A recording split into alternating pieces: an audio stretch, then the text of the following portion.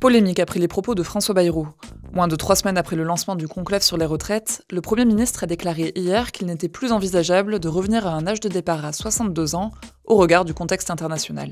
Il y a beaucoup de gens qui veulent surtout qu'on revienne aux 62 ans. Ça va être possible, ça, ou pas, dans le contexte dans lequel on est? Non.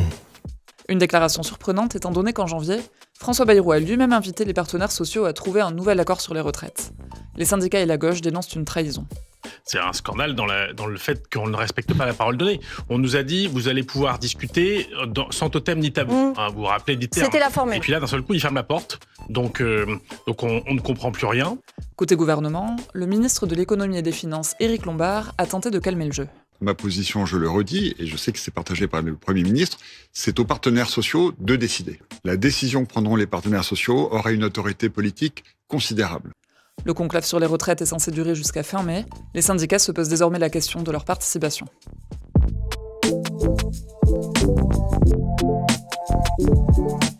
Isolement carcéral, accès aux conversations de messagerie privée, les députés entament ce lundi une semaine de débat sur la proposition de loi sénatoriale visant à lutter contre le narcotrafic.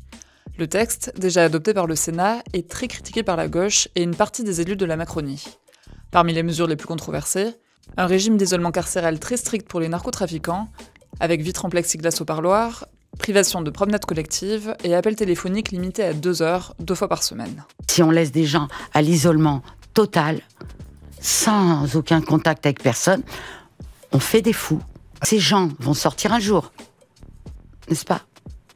D'autres articles ont été écartés en commission, comme la possibilité pour les services de renseignement d'accéder aux conversations de messagerie privée, ou la création d'un dossier coffre qui contiendrait des informations sur l'enquête inaccessibles aux avocats des narcotrafiquants. Mais ces mesures pourraient réapparaître à l'Assemblée sous forme d'amendements.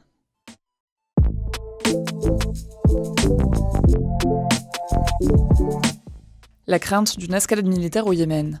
Les rebelles Houthis, soutenus par l'Iran, déclarent avoir mené 2 attaques en 24 heures contre un porte-avions américain en mer Rouge, en représailles à des frappes menées par les États-Unis.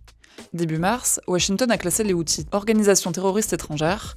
Donald Trump leur reproche d'attaquer les navires liés à Israël en solidarité avec les Palestiniens à Gaza et de menacer le commerce maritime.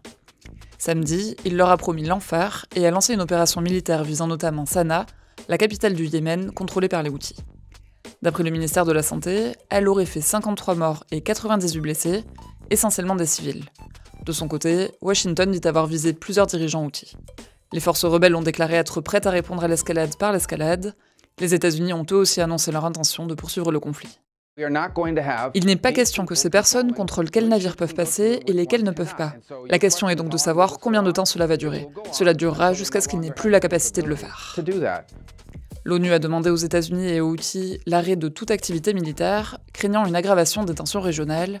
Depuis 10 ans, le Yémen est en proie à une guerre civile qui oppose les Houthis au gouvernement soutenu par l'Arabie Saoudite, qui a déjà fait des centaines de milliers de morts.